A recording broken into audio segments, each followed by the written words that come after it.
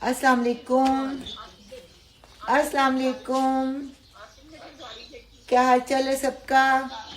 चलिए 11 बज गए, हम शुरू करते हैं। आउज़ु बिल्लाहि मिनश शैतानिर रजीम, बिस्मिल्लाहिर रहमानिर रहीम। रब्बि इश्रह ली सदरी व यस्सिर ली अमरी वाहलुल उक़दतम मिन लिसानी यफ़क़हू क़ौली। कल हम सूरह हूद पढ़ रहे थे।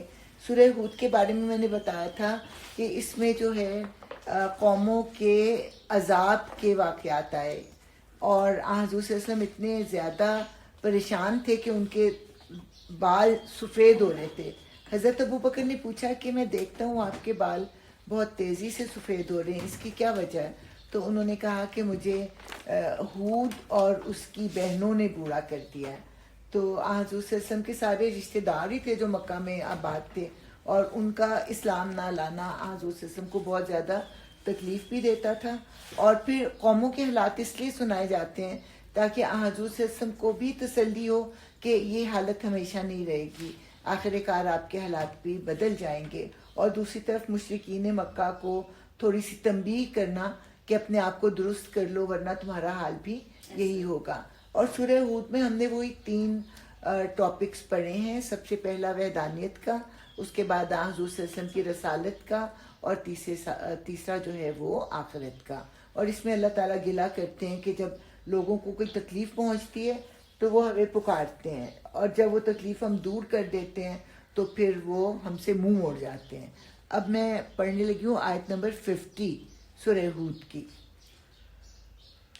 और आद की तरफ हमने उनके भाई हूद को भेजा, उसने कहा, ए बरादरान कौम, अल्लाह की बंदगी करो, तुम्हारा कोई खुदा इसके सिवा नहीं है, तुमने महज झूठ घर रखे हैं। ए बरादरान कौम, इस काम पर मैं तुमसे कोई अजर नहीं चाहता, मेरा अजर तो उसके ज़िम्मे है जिसने मुझे पैदा किया है। क्या तुम अकल से ज़रा काम नहीं लेते? और है मेरी कौम के लोगों, अपने रब से माफ़ी चाहो, फिर उसकी तरफ पलटो, वो तुम पर आसमान के दहाने खोल देगा और तुम्हारी मौजूदा क़ुव्वत पर मज़ीद क़ुव्वत का इजाफ़ा करेगा। मुजरिमों की तरह मुँह ना फेरो। उन्होंने जवाब दिया, ए हूद, तू हमारे पास कोई सरी शहादत लेकर नहीं आया है, और तेरे कहने से हम अपने माबूदों को नहीं छोड़ सकते, और तुझ पर हम ईमान लाने वाले नहीं हैं। हम तो ये समझते हैं कि तेरे ऊपर हमारे माबूदों में से किसी की मार पड़ गई है। अब यहाँ पे हमें पता चलता है कि हज़रत हूद को कोई मुआवजा नहीं दिया गया था। हूद ने कहा, मैं अल्लाह की शहादत पेश करता हूँ और तुम गवाह रहो कि ये जो अल्लाह के सिवा दूसरों को तुमने खुदाई में शरीक ठहरा रखा है, इससे मैं बेजार हूँ। तुम सब के सब मिल कर मेरे खिलाफ अपनी करनी में कसर ना उठा रखो और मुझे ज़रा मोहलत ना दो। मेरा भरोसा अल्लाह पर है जो मेरा रब भी है और तुम्हारा रब भी। कोई जानदार ऐसा नहीं जिसकी चोटी इसके हाथ में ना हो। बेशक मेरा रब सीधी राह पर है। अगर तुम मुंह फेरते हो तो फेर लो। जो पैगाम देकर मैं तुम्हारे पास भेजा गया था वो मैं तुमको पहुंचा चुका हूँ। अब मेरा रब तुम्हारी जगह दूसरी कौम को उठाएगा और तुम इसका कुछ ना बिगाड़ सकोगे। यकीनन मेरा रब हर चीज़ पर निगरान है। फिर जब हमारा हुक्म आ गया तो हमने अपनी रहमत से हूद को और उन लोगों को जो उसके साथ ईमान लाए थे निजात दे दी, और एक सख्त अजाब में से उन्हें बचा लिया। ये हैं आद, अपने रब की आयत से उन्होंने इनकार किया, उसके रसूलों की बात ना मानी। कितने रसूल आए थे इनके पास? आए तो एक ही थे, लेकिन यहाँ पे रसूलों की बात ना मानी। हर रसूल की तालीम वही होती है जो पहले रसूलों की होती है, इसलिए एक रसूल की बात ना मानना बिल्कुल ऐसा ही है जैसे रसूलों की बात ना मानना। और हर जब्बार दुश्मन हक की पैरवी करते रहे, आखिरकार इस दुनिया में भी उन पर फिटकार पड़ी और क़यामत के रोज़ भी। सुनो, आद ने अपने रब से कुफर किया, सुनो, दूर फेंक दिए गए आद, हूद की कौम के लोग। और समूद की तरफ, अब ये जो लोग बच गए थे, हज़रत हूद के जो साथी थे, वो फिर अल्लाह ताला ने उनको ज़मीन में आबाद किया, उनको फिर आहिस्ता आहिस्ता इतना ज़्यादा बढ़ाया कि वो कौम बन गए। कुछ अरसे तक वो अल्लाह ताला के रास्ते पर चलते रहे। आहिस्ता आहिस्ता जब इनमें भी گمراہی حد کو پہنچ گئی تو پھر ان میں حضرت صالح کو بھیجا گیا، اور سمود کی طرف ہم نے ان کے بھائی صالح کو بھیجا۔ اس نے کہا اے میری قوم کے لوگوں، اللہ کی بندگی کرو، اس کے سوا تمہارا کوئی خدا نہیں ہے، وہی ہے جس نے تم کو زمین سے پیدا کیا ہے اور یہاں تم کو بسایا ہے، لہٰذا تم اس سے معافی چاہو اور اس کی طرف پلٹ آؤ، یقیناً میرا رب قریب ہے اور وہ دعاؤں کا جواب دینے والا ہے۔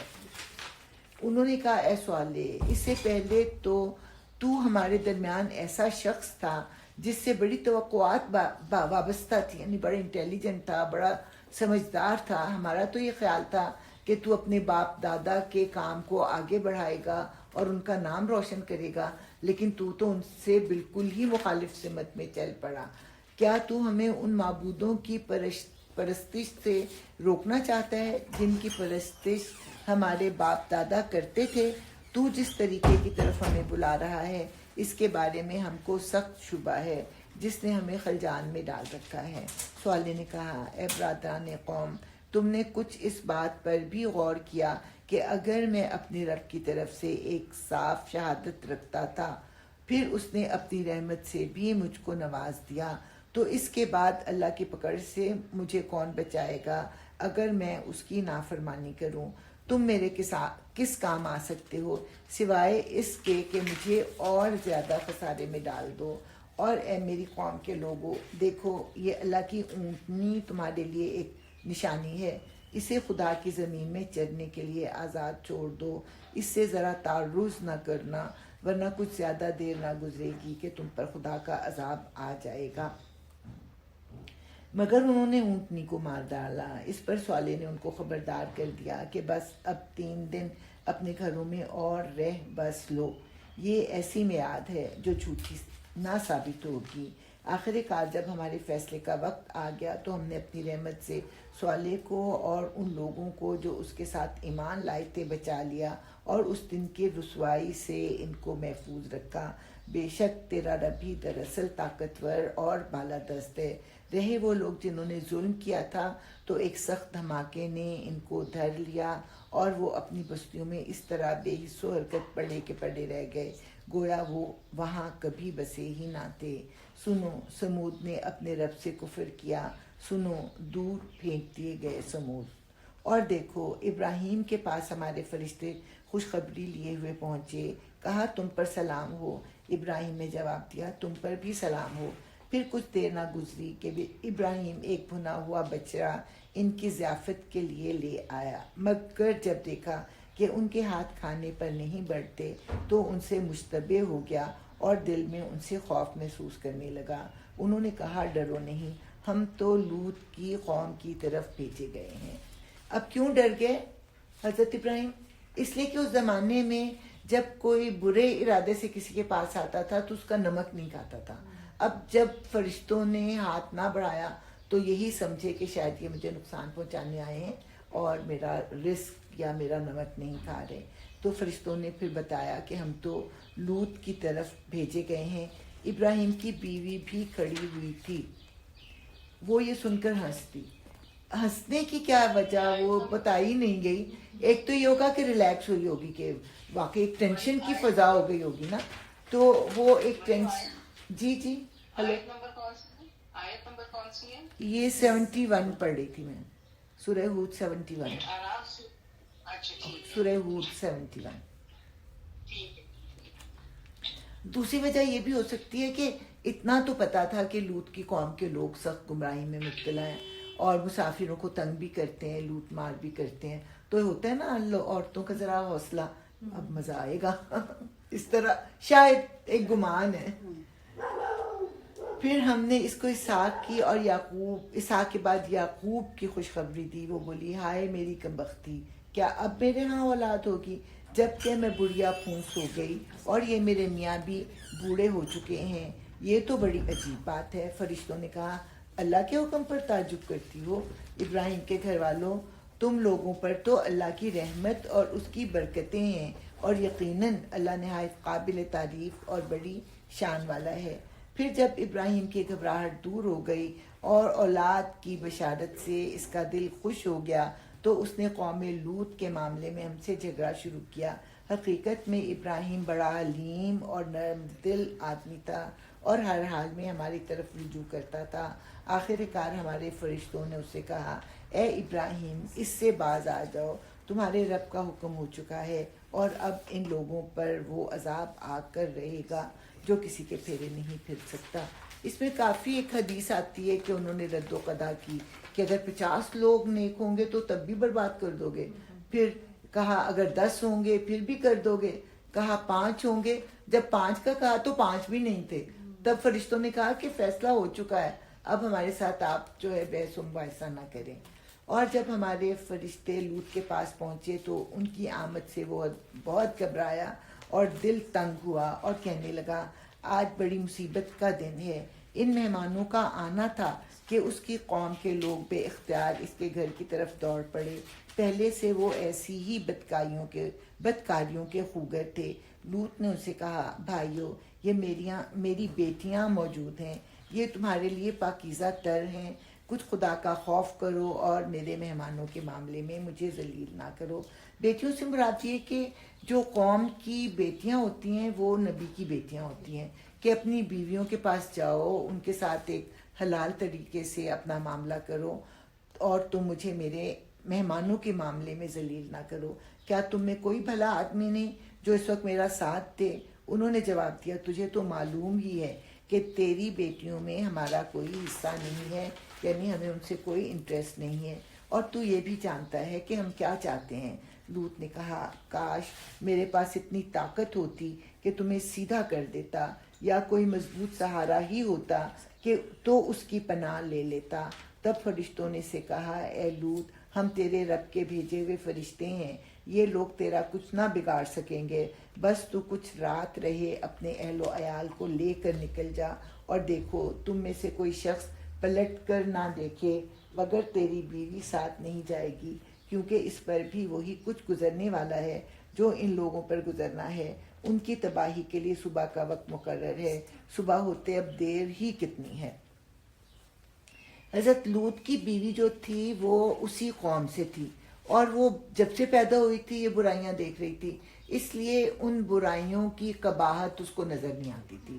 اور جب یہ لڑکے ان کے گھر آئے تو اس نے اوپر جھنڈا لہرا دیا کہ ہمارے گھر جو ہیں اس طرح سے شکار آئے ہیں. تو اس طرح پوری قوم جو تھی وہ بھاگی بھاگی آئی, اور پھر کہا گیا تھا کہ پیچھے پلٹ کر نہ دیکھنا, اور جب دھماکہ ہوا تو اس نے پیچھے پلٹ کر دیکھ لیا اور پھر وہ ان کے ساتھ ہی رہ گئی. یہ کہانی بچپن میں یاد ہے کیا؟ نہیں یہ تو وہ پتھر کی جو بن جاتے, جو پتھر کے بن جاتے تھے, جو پیچھے پلٹ کر دیکھتے تھے وہ بن جاتے, وہ یاد آ جاتی ہے. پھر جب ہمارے فیصلے کا وقت آ پہنچا تو ہم نے اس بستی کو تل پٹ کر دیا اور اس پر پکی ہوئی مٹی کے پتھر تابڑ توڑ برسائے, جن میں سے ہر پتھر تیرے رب کے ہاں نشان زدہ تھا, یعنی کہ اس پتھر کو کسے جا کے لگنا تھا, اور ظالموں سے یہ سزا کچھ دور نہیں ہے. اور مدین کی طرف ہم نے ان کے بھائی شعیب کو بھیجا. مدین کے بارے میں نے پہلے بھی بتایا تھا کہ حضرت ابراہیم کے ایک بیٹے مدیان نام کے تھے, اور ان کے نام پہ یہ بستی آباد ہوئی تھی, اور یہاں پہ جو نبی تھے ان کا نام شعیب تھا. اس نے کہا اے میری قوم کے لوگوں, اللہ کی بندگی کرو, اس کے سوا تمہارا کوئی خدا نہیں ہے, اور ناپ تول میں کمی نہ کیا کرو. آج میں تم کو اچھے حال میں دیکھ رہا ہوں, مگر مجھے ڈر ہے کہ کل تم پر ایسا دن آئے گا جس کا عذاب سب کو گھیر لے گا. اور اے برادران قوم, ٹھیک ٹھیک انصاف کے ساتھ پورا ناپو اور تولو, اور لوگوں کو ان کی چیزوں میں گھاٹا نہ دیا کرو, اور زمین میں فساد نہ پھیلاتے پھرو. اللہ کی دی ہوئی بچت تمہارے لیے بہتر ہے اگر تم مومن ہو, اور بہرحال میں تمہارے اوپر کوئی نگران کار نہیں ہوں. کل بھی ذکر آیا تھا کہ حضرت ابراہیم سے پہلے جن 3 رسولوں کا ذکر آیا تھا ان کی قوم میں صرف شرک تھا, لیکن اب جو ہے حضرت ابراہیم کے بعد جو ہے ان کی اور برائیاں بھی بیان کی جا رہی ہیں. جیسے حضرت شعیب کی قوم میں ناپ تول کی کمی تھی, اور اس کے بعد جو لوط کی قوم ہے اس میں ہومو سیکچولیٹی, پلس وہ مسافروں کو بھی تنگ کرتے تھے. تو اس طرح ان میں پھر اخلاقی برائیاں بھی آنے لگ گئی تھیں. آواز بند ہو گئی ہے. انہوں نے جواب دیا میری طرف سے بالکل ٹھیک ہے, آپ کی اپنی طرف شاید کچھ ہو.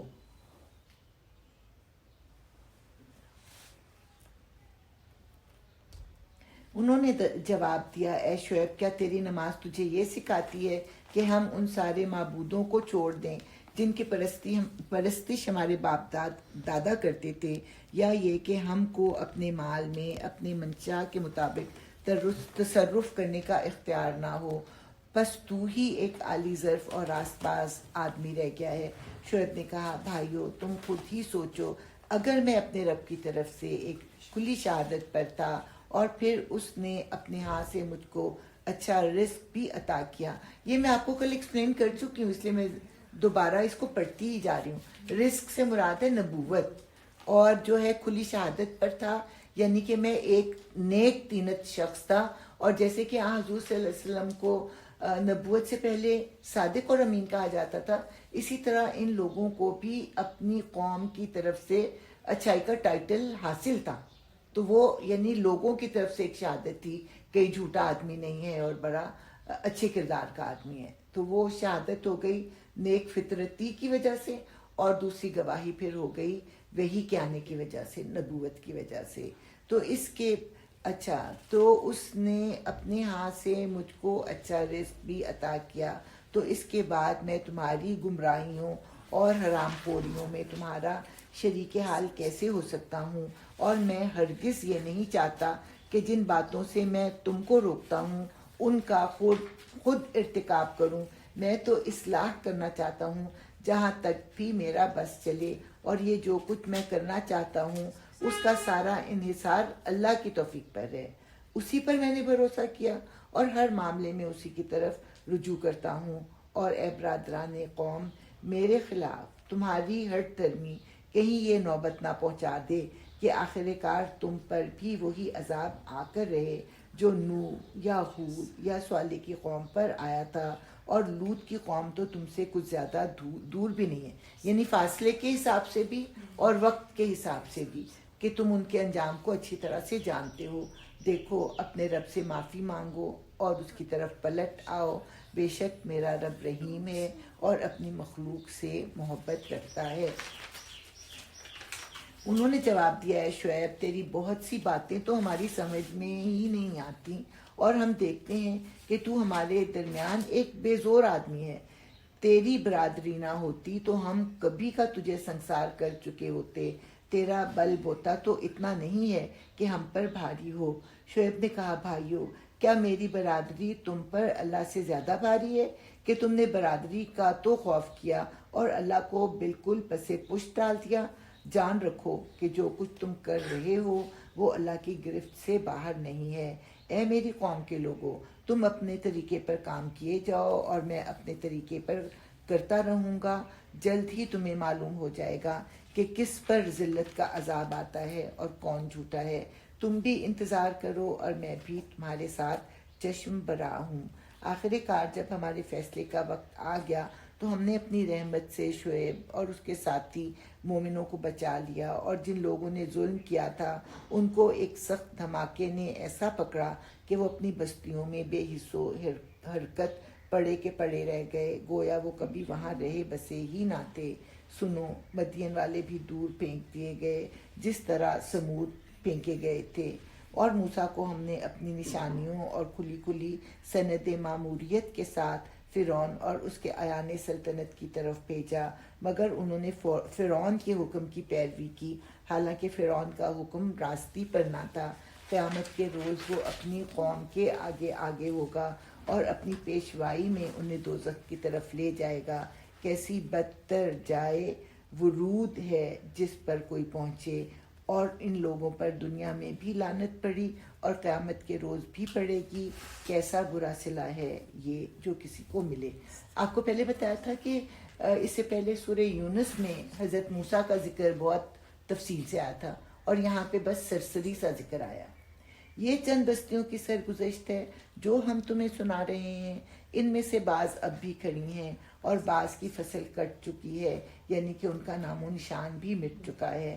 ہم نے ان پر ظلم نہیں کیا، انہوں نے آپ ہی اپنے اوپر ستم ڈھایا، اور جب اللہ کا حکم آ گیا تو ان کے وہ معبود جنہیں وہ اللہ کو چھوڑ کر پکارا کرتے تھے ان کے کچھ کام نہ آ سکے، اور انہوں نے ہلاکت و بربادی کے سوا انہیں کچھ فائدہ نہ دیا۔ اور تیرا رب جب کسی ظالم بستی کو پکڑتا ہے تو پھر اس کی پکڑ ایسی ہی ہوا کرتی ہے، فی الواقع اس کی پکڑ بڑی سخت اور دردناک ہوتی ہے۔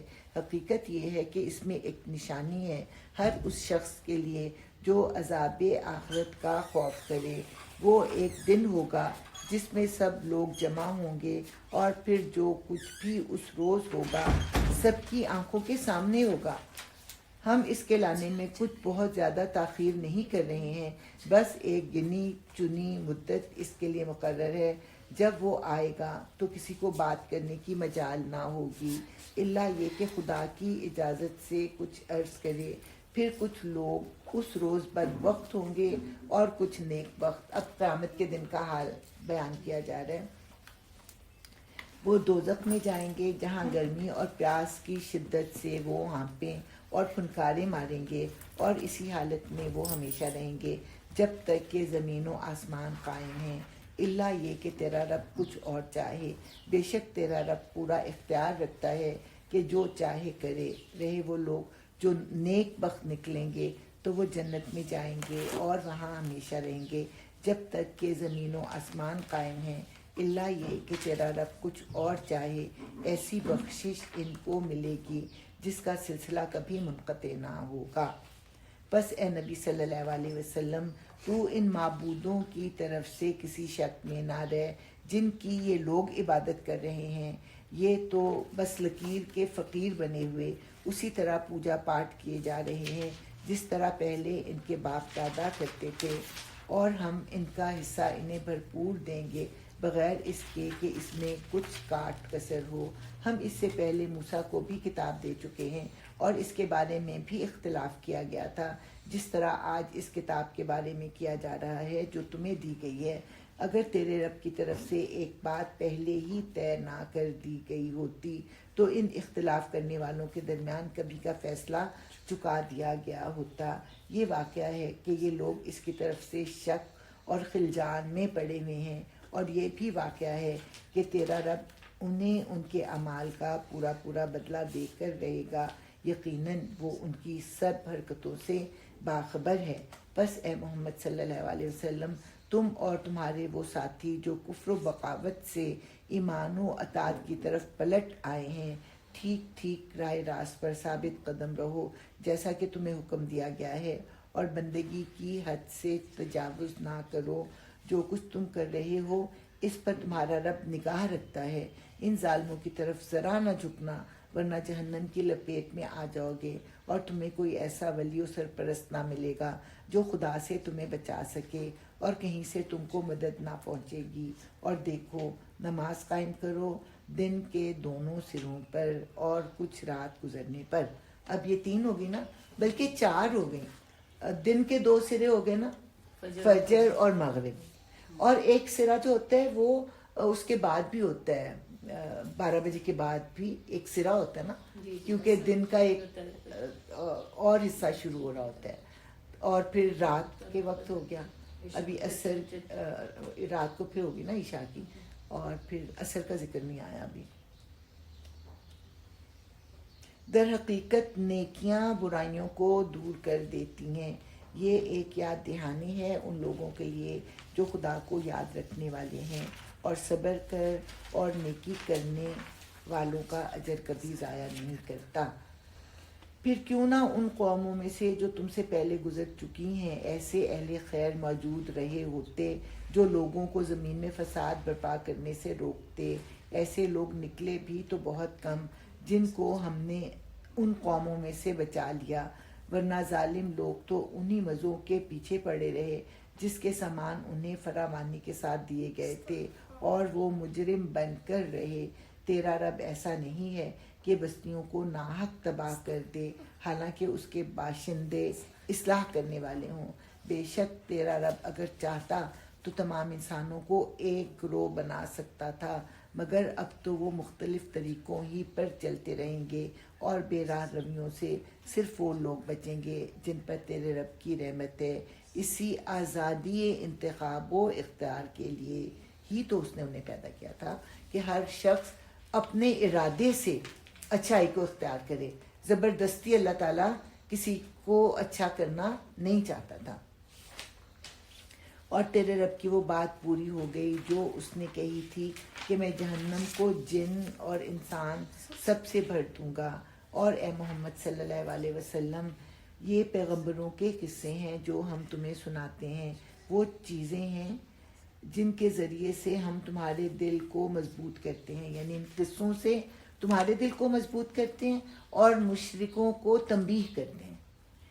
ان کے اندر تم کو حقیقت کا علم ملا اور ایمان لانے والوں کو نصیحت اور بیداری نصیب ہوئی.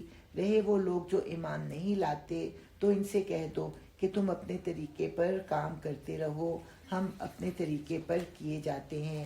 انجام کار کا تم بھی انتظار کرو اور ہم بھی منتظر ہیں. آسمانوں اور زمین میں جو کچھ چھپا ہوا ہے سب اللہ کے قبضۂ قدرت میں ہے اور سارا معاملہ اسی کی طرف رجوع کیا جاتا ہے.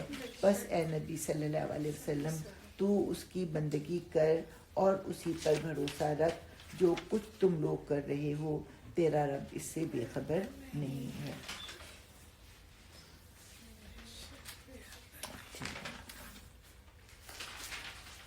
اچھا مجھے پانی دینا بیٹا.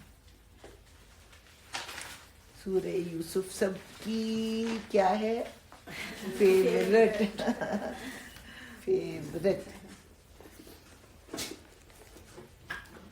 اس کی تھوڑی سی جو ہے، باقی تو کہانی بغیر کسی چلتی رہے گی. تھوڑا سا انٹروڈکشن دیکھتے ہیں.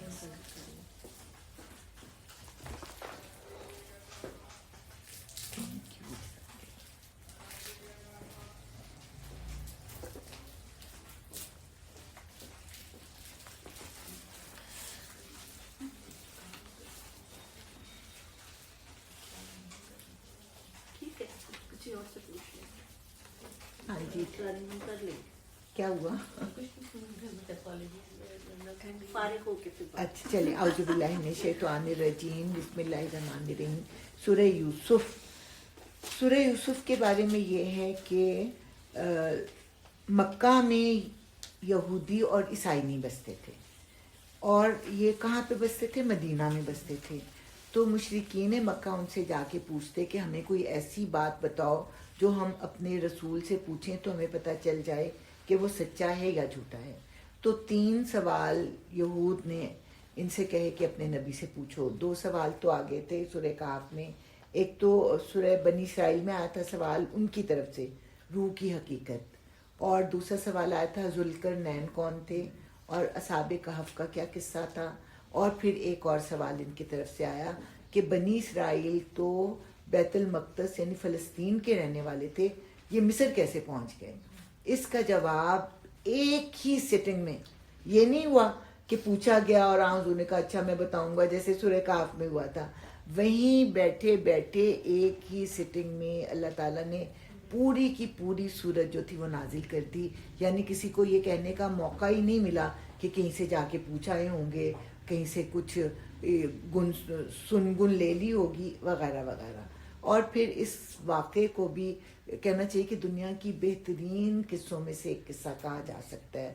اور یہ قصہ ویسے تو یہود کی کتابوں میں بھی ہے، لیکن جتنی نفاست سے یہاں پہ بیان ہوا ہے اتنی نفاست سے ان کے ہاں نہیں ہے. اور اس کے علاوہ یہ ہے کہ وہ لوگ تو ویسے ہی نبیوں کے کرداروں پر کیچڑ اچھالا کرتے ہیں، لیکن یہاں پہ کسی پر کوئی کیچڑ نہیں اچھالا گیا بلکہ حالات و واقعات کو ویسے ہی پیش کیا گیا. اچھا اب یہ کس وقت میں نازل ہوا؟ یہ اس سال نازل ہوا جس سال حضرت خدیجہ کی وفات ہوئی، اس کے ساتھ ہی ابو طالب کی وفات ہوئی، اور اس کے ساتھ ہی حضور صلی اللہ علیہ وسلم جو تھے وہ طائف گئے اور وہاں سے بہت مطلب وہ ایک طرح سے تکلیف کی حالت میں واپس آئے. حضرت عائشہ نے ایک دفعہ حضرت محمد صلی اللہ علیہ وسلم سے پوچھا کہ آپ کی زندگی میں شاید احد کا دن سب سے زیادہ سخت تھا. انہوں نے کہا نہیں عائشہ، میری زندگی میں سب سے زیادہ سخت دن جو تھا وہ طائف کا دن تھا، اگرچہ وہاں سے واپسی پر ان کو خوشخبری مل گئی تھی. کیا ملی تھی؟ کہ حضور صلی اللہ علیہ وسلم جو تھے واپسی پر بہت آزردہ تھے اور وہ نماز ادا کر رہے تھے اور قرآن کی تلاوت کر رہے تھے. تو جنوں کی ایک جماعت جو تھی وہاں سے گزری، جو وہاں پہ رک گئی، انہوں نے قرآن کو سنا اور وہ مسلمان ہو گئے. تو سورہ جن میں پھر یہ واقعہ تفصیل سے آئے گا، لیکن اللہ تعالیٰ نے ان کی دل جوئی اس طرح سے کی کہ کوئی بات نہیں، انسان نہیں سنتے تو جن تو ہو گئے نا مسلمان آپ کی بات کو سن کے. تو انتہائی وہ مشکل کا ایک سال تھا، 10واں سال تھا غالباً، جس میں یہ 3 واقعات اوپر تلے ہوئے. اب حضور کہتے کہ وہ کبھی مسکرائے بھی نہیں تھے اس سال میں نا. تو حضور صلی اللہ علیہ وسلم نے ان کو یہ خوشخبری دی کہ برادران یوسف جو ہیں ان کا کردار اس وقت مشرکین مکہ ادا کریں. تو جس طرح اللہ تعالیٰ نے ان کو ذلیل و خوار کیا، اللہ تعالیٰ ان کو بھی ذلیل و خوار کرے گا. اور ناممکن حالات میں حضرت یوسف کو اللہ تعالیٰ نے کتنا عروج عطا کیا، اور اسی طرح ناممکن حالات میں اللہ تعالیٰ آپ کو بھی عروج عطا کرے گا. تو یہ عام الحزن کا سال تھا. جی عام الحزن کا سال تھا. اس میں پہلے حضرت خدیجہ کی وفات ہوئی، اس کے بعد جو ہے وہ حضرت ابو طالب کی ہوئی، اور اس کے بعد طائف سے جب واپس آئے تو یہ مکہ نہیں جا سکتے تھے. یہ اتنی دردناک بات ہے کہ وہ مکہ میں انٹر نہیں ہو سکتے تھے کیونکہ ان کی پروٹیکشن ختم ہو گئی تھی. تو انہوں نے مختلف لوگوں کو پیغام بھیجے کہ مجھے امان دو، مجھے امان دو. پھر ان کے والد کے ایک دوست تھے، والد کو فوت ہوئے کتنے سال ہو گئے تھے، 40 سال ہو گئے تھے. تو نہیں بلکہ اب تو 50 سال ہو گئے تھے نا، اب تو 50 سال ہو گئے تھے کیونکہ یہ 10واں سال تھا نبوت کا. تو اس نے پھر ان کو، حالانکہ وہ خود مسلمان نہیں ہوا تھا، لیکن اس نے ان کو امان دی. اور اس کے بیٹے جو تھے ان کو سرحد پر ریسیو کرنے کے لیے آئے، لے کے ان کو خانہ کعبہ میں گئے. وہاں پہ اس شخص نے، نام مجھے یاد نہیں آ رہا، اعلان کر دیا کہ محمد صلی اللہ علیہ وسلم جو ہیں وہ میری امان میں، اور کوئی ان کی طرف جو ہے آنکھ اٹھا کر نہ دیکھے. اس طرح حضور صلی اللہ علیہ وسلم جو تھے وہ مدینہ میں، مکہ میں واپس گئے. لیکن اب ان کو پتا تھا کہ اب زیادہ عرصہ وہ وہاں پہ نہیں رہ سکتے. لیکن یہ واقعہ جو تھا ان کے غم کو دور کرنے والا، ان کے ڈپریشن کو کم کرنے والا تھا. اس میں بہت سی چیزیں جو کہ ساتھ ساتھ ہم کرتے رہے.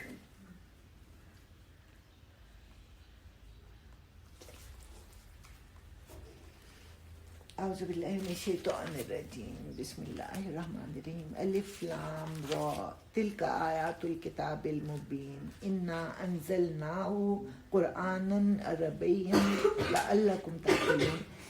اللہ تعالیٰ کہتے ہیں کہ اس کو میں نے عربی قرآن بنا کر نازل کیا. اصل میں یہ لوح محفوظ میں ایک کتاب ہے، اور اس کتاب کا جب کوئی حصہ زمین پر نازل کیا جاتا ہے تو اس قوم کی زبان میں کیا جاتا ہے. اب چونکہ قرآن کو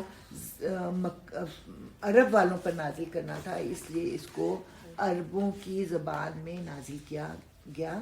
اور دوسرا، عربی کا ایک مطلب ہوتا ہے بہت فصیح و بلیغ زبان. فصیح و بلیغ زبان، عربی کے علاوہ کوئی بھی زبان اس کا بوجھ نہیں اٹھا سکتی تھی. اور ان کو بڑا اپنی زباندانی پہ ناز بھی تھا، اور اپنے علاوہ یہ سب کو اجمی بھی کہا کرتے تھے. تو عربی کے یہ 2 مطلب ہیں کہ اس قوم کی زبان میں نازل ہوا اور فصیح و بلیغ زبان میں نازل ہوا. الف لام را، یہ اس کتاب کی آیات ہیں جو اپنا مدعا صاف صاف بیان کرتی ہے. ہم نے اسے نازل کیا ہے قرآن بنا کر عربی زبان میں، تاکہ تم اہل عرب کو اچھی طرح سمجھا سکو.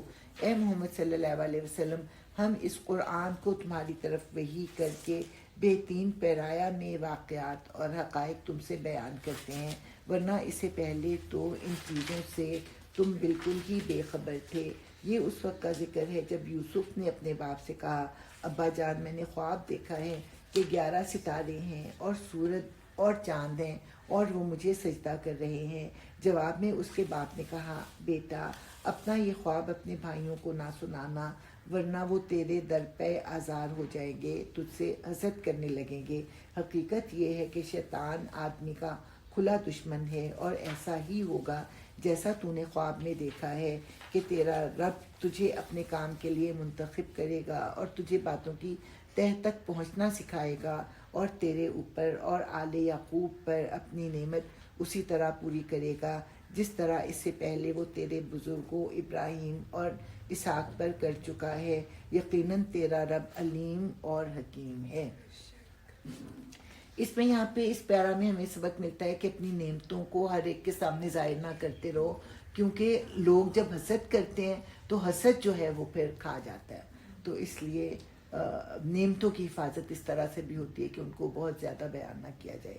حقیقت یہ ہے کہ یوسف اور اس کے بھائیوں کے قصے میں ان پوچھنے والوں کے لیے بڑی نشانی ہے۔ پوچھا تھا نا کہ بنی اسرائیل کیسے پہنچ گئے مصر میں، تو ان کے لیے نشانی ہے۔ یہ قصہ یوں شروع ہوتا ہے کہ اس کے بھائیوں نے آپس میں کہا، یہ یوسف اور اس کا بھائی دونوں ہمارے والد کو ہم سب سے زیادہ محبوب ہیں، حالانکہ ہم ایک پورا جتھا ہیں۔ سچی بات یہ ہے کہ ہمارے ابا جان بالکل ہی بہہ گئے ہیں، یعنی کہ ہم تو نوجوان ہیں، طاقتور ہیں، خوبصورت ہیں، ہم تو کام آ سکتے ہیں، دشمن کا مقابلہ کر سکتے ہیں اور روزگار جو ہے وہ کما کے لا سکتے ہیں، لیکن اس کے باوجود ہمارے ابا جان ہمیں لفٹ ہی نہیں کراتے، ساری محبت جو ہے وہ یوسف اور بنیامین پر لٹاتے ہیں۔ چلو یوسف کو قتل کر دو یا اسے کہیں پھینک دو تاکہ تمہارے والد کی توجہ صرف تمہاری ہی طرف ہو جائے، اور یہ کام کر لینے کے بعد پھر نیک بن رہنا۔ اب یہاں پہ ایک اور سوال ہے کہ گناہ کے بعد توبہ ہوتی ہے، یہ نہیں ہوتا کہ آپ پہلے سے پلان کریں کہ میں یہ گناہ کروں گا پھر میں توبہ کروں گا، ایسی توبہ نہیں قبول ہوتی۔ اس پر ان میں سے ایک بولا، یوسف کو قتل نہ کرو، اگر کچھ کرنا ہی ہے تو اسے کسی اندھے کنویں میں ڈال دو، کوئی آتا جاتا قافلہ اسے نکال لے جائے گا۔ اس قرارداد پر انہوں نے جا کر اپنے باپ سے کہا، ابا جان کیا بات ہے کہ آپ یوسف کے معاملے میں ہم پر بھروسہ نہیں کرتے، حالانکہ ہم اس کے سچے خیر خواہ ہیں، کل اسے ہمارے ساتھ بھیج دیجئے، کچھ چر چگ لے گا اور کھیل کود سے بھی دل بہلائے گا، ہم اس کی حفاظت کو موجود ہیں۔ باپ نے کہا، تمہارا اسے لے جانا مجھے شاق گزرتا ہے اور مجھ کو اندیشہ ہے کہیں اسے بھیڑیا نہ پھاڑ کھائے جبکہ تم اس سے غافل ہو۔ انہوں نے جواب دیا، اگر ہمارے ہوتے اسے بھیڑیے نے کھا لیا جبکہ ہم ایک جتھا ہیں تب تو ہم بڑے ہی نکمے ہوں گے۔ اس طرح اصرار کر کے جب وہ اسے لے گئے اور انہوں نے طے کر لیا کہ اسے ایک اندھے کنویں میں چھوڑ دیں، تو ہم نے یوسف کو وحی کی کہ ایک وقت آئے گا جب تو ان لوگوں کو ان کی یہ حرکت جتائے گا۔ یعنی کہ اس آیت سے ہمیں یہ پتہ لگتا ہے کہ اللہ تعالیٰ نے حضرت یوسف کو یہ خیال ان کے دل میں ڈالا، الہام کیا کہ تمہیں کوئی نقصان نہیں پہنچے گا، تم بڑے ہوگے اور ایک وقت آئے گا جب تمہارے بھائی تمہارے سامنے آئیں گے اور تم ان کو احساس دلاؤ گے کہ تم نے کتنا غلط کام کیا تھا۔ یہ اپنے فعل کے نتائج سے بے خبر ہیں۔ شام کو وہ روتے پیٹتے اپنے باپ کے پاس آئے اور کہا، ابا جان ہم دوڑ کا مقابلہ کرنے میں لگ گئے تھے اور یوسف کو ہم نے اپنے سامان کے پاس چھوڑ دیا تھا کہ اتنے میں بھیڑیا آ کر اسے کھا گیا۔ آپ ہماری بات کا یقین نہ کریں گے چاہے ہم سچے ہی ہوں۔ اور وہ یوسف کے قمیص پر جھوٹ موٹ کا خون لگا کر لے آئے تھے۔ یہ سن کر ان کے باپ نے کہا، بلکہ تمہارے نفس نے تمہارے لیے ایک برے کام کو آسان بنا دیا۔ اچھا صبر کروں گا اور بخوبی کروں گا، جو بات تم بتا رہے ہو اس پر اللہ ہی سے مدد مانگی جا سکتی۔ نبی تھے، ان کو پتہ لگ گیا کہ میرے بچے جھوٹ بول رہے ہیں، اور جو قمیض انہوں نے خون والی دکھائی تو انہوں نے کہا بڑا عقل مند بھیڑیا تھا کہ یوسف کو تو کھا گیا اور قمیض کو کچھ نہیں کیا۔ تو اس طرح سے ان کا جھوٹ جو تھا وہ ظاہر ہوا، اور اس کے ساتھ انہوں نے جو کہا صبر جمیل ہی میں کروں گا، تو اس لیے کہ میں اپنے جوان بیٹوں کا کیا کسی سے گلا کروں، یا جوان بیٹوں کو میں کیا ڈانٹوں جب وہ اڑ ہی گئے ہیں برائی کرنے پر، تو میں ان کا مقابلہ نہیں کر سکتا، میں تو اللہ سے ہی مدد مانگ سکتا ہوں اور میں خاموشی ہی اختیار کروں گا، کیونکہ واویلا کر کے مجھے حاصل کیا ہوگا۔ ادھر ایک قافلہ آیا اور اس نے اپنے سکے کو پانی لانے کے لیے بھیجا۔ سکے نے جو کنویں میں ڈول ڈالا تو یوسف کو دیکھ کر پکار اٹھا، مبارک ہو، یہاں تو ایک لڑکا ہے۔ ان لوگوں نے اس کو مال تجارت سمجھ کر چھپا لیا، حالانکہ جو کچھ وہ کر رہے تھے خدا اس سے باخبر تھا. اس زمانے میں انسانوں کی خرید و فروخت ہوتی تھی نا, تو ان کو ایک نوجوان خوبصورت لڑکا جب ملا تو انہوں نے خوشی سے اس کو چھپا لیا. آخر کار انہوں نے اس کو تھوڑی سی قیمت پر چند درہموں کے عوض بیچ ڈالا, اور وہ اس کی قیمت کے معاملے میں کچھ زیادہ کے امیدوار نہ تھے. وہ کہتے ہیں نا کہ چوروں کے گز پتہ نہیں کیا کہتے ہیں, یعنی کہ جو چور ہوتا ہے اس کو کوئی درد نہیں ہوتا نا چوری کے سامان میں, تو کوڑیوں کے مول اس کو بیچ دیتا ہے. اسی طرح ان کو یہ تھا کہ یوسف سے جان چھوٹے, بس تھوڑے سے پیسے مل جائیں, اس سے جان چھوٹے, کہیں ہم پکڑے ہی نہ جائیں کہ ہم اس کو اغوا کر کے لے کے جا رہے ہیں. مصر کے جس شخص نے اسے خریدا اس نے اپنی بیوی سے کہا. اب جس شخص نے خریدا اس نے تھوڑا سا سفر اس کے ساتھ کیا, باہر ہی منڈی لگی ہوگی نا, اور اس نے جانچ لیا کہ یہ بڑے اعلیٰ خاندان کا بڑا نفیس لڑکا ہے, اس لیے اس نے اپنی بیوی سے آ کر کہا اس کو اچھی طرح رکھنا, بعید نہیں کہ یہ ہمارے لیے مفید ثابت ہو یا ہم اسے بیٹا بنا لیں. اس طرح ہم نے یوسف کے لیے اس سرزمین میں قدم جمانے کی صورت نکالی اور اسے معاملہ فہمی کی تعلیم دینے کا انتظام کیا. یہ مصلحت تھی. جب ہم بچپن میں کہانی پڑھتے تھے اتنا دکھ ہوتا تھا جس کی کوئی حد نہیں, لیکن اس میں مصلحت کیا تھی کہ اس وقت کی سپر پاور کے دارالحکومت میں تعلیم کے لیے ان کو وہاں پہ بھیجا گیا, اور پھر کسی ایسے ویسے چھوٹے موٹے گھر میں نہیں بھیجا گیا, بلکہ جو سب سے بڑی یونیورسٹی تھی, یعنی کہ جو بادشاہ کا محل تھا, اس میں طرح طرح کے لوگ آتے تھے جاتے تھے, طرح طرح کے مسئلے مسائل حل کیے جاتے تھے. تو ان سب کی تعلیم و تربیت کے لیے, یعنی کہ حضرت یوسف کو وہ سب سکھانے کے لیے ان کو وہاں پہ بھیجا گیا. تو یہاں پہ اللہ تعالیٰ کہہ رہے ہیں نا کہ اسے معاملہ فہمی کی تعلیم دینے کا انتظام کیا. اللہ اپنا کام کر کے رہتا ہے مگر اکثر لوگ جانتے نہیں ہیں, اور جب وہ اپنی پوری جوانی کو پہنچا تو ہم نے اسے قوت فیصلہ اور علم عطا کیا. اس طرح ہم نیک لوگوں کو جزا دیتے ہیں. جس عورت کے گھر میں وہ تھا وہ اس پر ڈورے ڈالنے لگی اور ایک روز دروازے بند کر کے بولی آ جا. یوسف نے کہا خدا کی پناہ, میرے رب نے تو مجھے اچھی منزلت بخشی اور میں یہ کام کروں. ایسے ظالم کبھی فلاں نہیں پایا کرتے. وہ اس کی طرف بڑھی اور یوسف بھی اس کی طرف بڑھتا اگر اپنے رب کی برہان نہ دیکھ لیتا. اب اس برہان کے بارے میں کہ ان کو اپنے والد کی شبیہ نظر آئی جو کہہ رہے تھے کہ ایسا نہ کر, لیکن حقیقت یہ کہ یہ خیال آنا کہ میرے رب نے تو مجھے اتنا اچھا ٹھکانہ دیا تو میں اس کے ساتھ خیانت کروں, یہ نہیں ہوگا. یہی اللہ تعالیٰ کی طرف سے ایک برہان تھا, دلیل تھی. ایسا ہوا اس کی طرف بڑھتا اگر اپنے رب کی برہان نہ دیکھ لیتا. ایسا ہوا تاکہ ہم اسے بدی اور بے حیائی کو دور کر دیں. در حقیقت وہ ہمارے چنے ہوئے بندوں میں سے تھا. آخر کار یوسف اور وہ آگے پیچھے دروازے کی طرف بھاگے اور اس نے پیچھے سے یوسف کا قمیص کھینچ کر پھاڑ دیا. دروازے پر دونوں نے اس کے شوہر کو موجود پایا. اب یہ کہ ان ایکسپیکٹڈلی, غیر متوقع طور پہ اس کا شوہر جو تھا وہ واپس آ گیا, اور دروازہ جو کھولا تو سامنے اس کا شوہر کھڑا تھا. اور اس عورت نے کیسا پینترا بدلا. اسے دیکھتے ہی عورت کہنے لگی کیا سزا ہے اس شخص کی جو تیری گھر والی پر نیت خراب کرے. اس کے سوا اور کیا سزا ہو سکتی ہے کہ وہ قید کیا جائے یا اسے سخت عذاب دیا جائے. یوسف نے کہا یہی مجھے پھانسنے کی کوشش کر رہی تھی. اس عورت کے اپنے کنبے والوں میں سے ایک شخص نے قرینے کی شہادت پیش کی کہ اگر یوسف کا قمیض آگے سے پھٹا ہو تو عورت سچی ہے اور یہ جھوٹا, اور اگر اس کا قمیض پیچھے سے پھٹا ہو تو عورت جھوٹی ہے اور یہ سچا. جب شوہر نے دیکھا کہ یوسف کا قمیض پیچھے سے پھٹا ہے تو اس نے کہا یہ تم عورتوں کی چالاکیاں ہیں, واقعی بڑے غضب کی ہوتی ہیں تمہاری چالیں. یوسف اس معاملے سے درگزر کر, اور اے عورت تو اپنے قصور کی معافی مانگ, تو ہی اصل میں خطا کار تھی.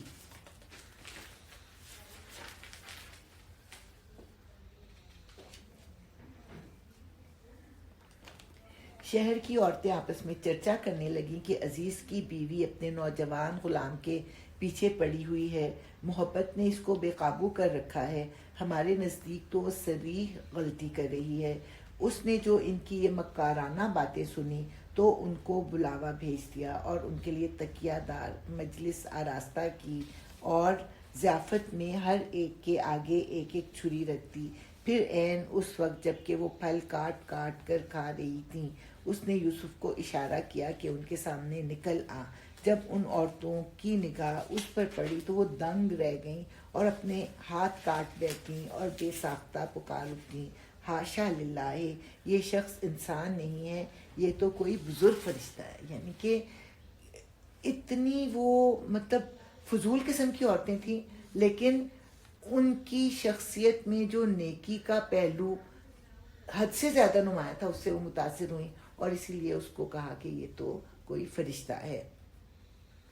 اور ہاتھ کاٹنے کا معاملہ ہم تو یہ سمجھتے ہیں نا کہ مثلا وہ سیب کاٹ رہی تھیں اور بے خیالی میں سیب کی بجائے ہاتھ کٹ گیا، لیکن وہ نعمان علی خان نے بڑی اچھی تشریح کی کہ ان میں سے کسی ایک کا ہاتھ کٹا، سارے لوگ اس کی طرف متوجہ ہوئے اور حضرت یوسف بھی اس کی طرف متوجہ ہوئے، تو یہ دیکھ کر کہ حضرت یوسف اس کی طرف متوجہ ہیں، سب نے اپنے ہاتھ کاٹ لیے کہ ہماری طرف بھی یوسف کی جو ہے وہ توجہ جائے گی۔ تو یہ بھی ٹھیک ہی لگتا ہے دیکھا جائے تو، کیونکہ آگے پھر دیکھتے ہیں نا کہ کیا ہو رہا ہے۔ اچھا، تو انہوں نے کہا یہ تو کوئی بزرگ فرشتہ ہے۔ عزیز کی بیوی نے کہا دیکھ لیا، یہ ہے وہ شخص جس کے معاملے میں تم مجھ پر باتیں بناتی تھیں، بے شک میں نے اسے رجھانے کی کوشش کی تھی اور یہ بچ نکلا۔ آپ دیکھیں اس زمانے کا کلچر کہ کیسے اعلان کر رہی ہیں کہ میں نے اس کو رجھانے کی کوشش کی اور وہ بچ نکلا، اگر یہ میرا کہنا نہ مانے گا تو اسے قید کیا جائے گا اور بہت ذلیل و خوار ہوگا۔